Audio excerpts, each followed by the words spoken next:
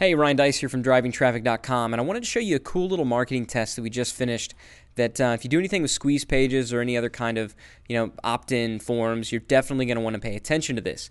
Typically, what most people do when they have an opt-in form is, it'll look something similar to this, but they'll have two fields in here, one for email address and one for name. And I've always done that because, we like to collect people's names so that we can send out, say, hi, Joe Blow, on all the emails. We like to do personalization and things like that, so that's why we ask for the name. I've been noticing a lot more some of the bigger advertisers, and this is one of Motley Fool's, Fool.com. They're a big advertiser and a big player in the financial market, and I've noticed that for a while now, they've ditched the name field.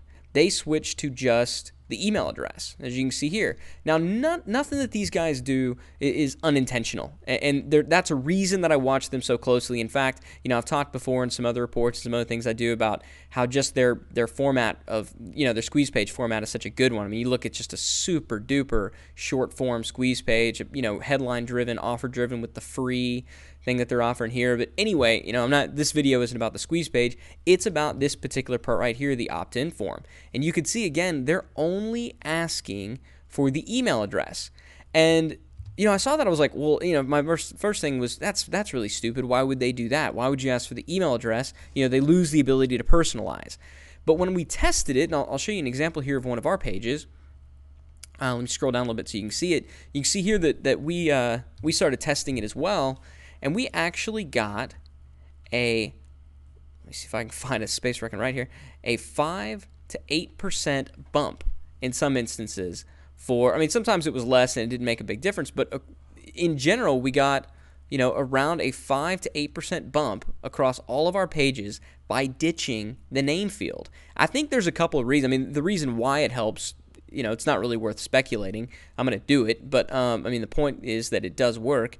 But Two reasons that I can think for why ditching the name field would help. Number one, it's one less thing that they got to enter, and number two, it's kind of one less personal thing that they're getting out there. I mean, it's one thing to give you their email address, but to tell you their name also, it's just that extra level of privacy that they may or may not want to reveal.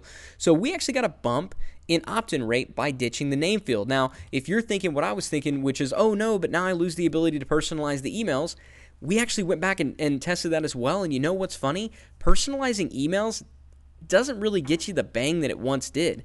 Back in the early days of the internet, of email marketing and autoresponders, to be able to say, hi, Jim, at the front of an email really made a difference. I mean, people saw that and they're like, oh, wow, this is actually going straight to me. Well, nobody thinks that anymore. Everybody kind of knows how personalization works, and it's lost a lot of its, luster. We saw no decrease in click-through rates and sales or anything like that when we ditched saying, hi, so-and-so. And in fact, by ditching that, it actually seems more personal. I mean, if you notice the email that you received whenever I told you about this video, it didn't say, hi, name. It just jumped right in. And if you think about how you normally email people whenever you send out an email to someone, I bet you don't say, hi, Terry. I bet you just jump right in when you're emailing a good friend. So really, by ditching the name and not saying, hi, so-and-so, it actually is more personal.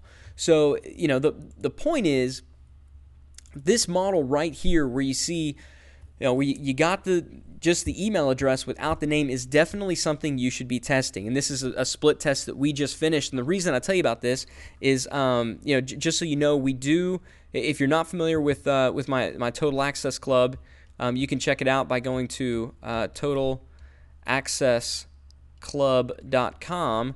And what we do at Total Access Club every month, in addition to providing a ton of other content, we also provide weekly split tests. And this is a split test that we just finished, one that we're going to be posting fairly soon. But we do weekly split tests. We've done a lot of them on, buy buttons and buy button text and stuff like that. And we also actually have a neat little product that we just finished called 43splittests.com. It's at 43splittest.com. The product's just called 43 Split Tests. But in that product, we actually outline the 43 split tests that we've done that time and time again give us the biggest bang for our buck. So if you want access to, to see more stuff about what I'm doing in my business, check out totalaccessclub.com. If you just want to see some of the specific split tests that we run, check out 43splittest.com. And just so you know, by being a member of TotalAccessClub.com, you get 43 split tests for free. It's a part of Total Access Club. So that's the deal with that. But the big thing is, even if you don't check out Total Access Club, even if you don't check out our split tests, I do want you to go around, if you've got an email opt-in page right now, test ditching that first name field and see if it doesn't give you a bump in opt-ins. I'm betting that it will. So I hope you enjoyed this little tip, and I'll talk to you soon.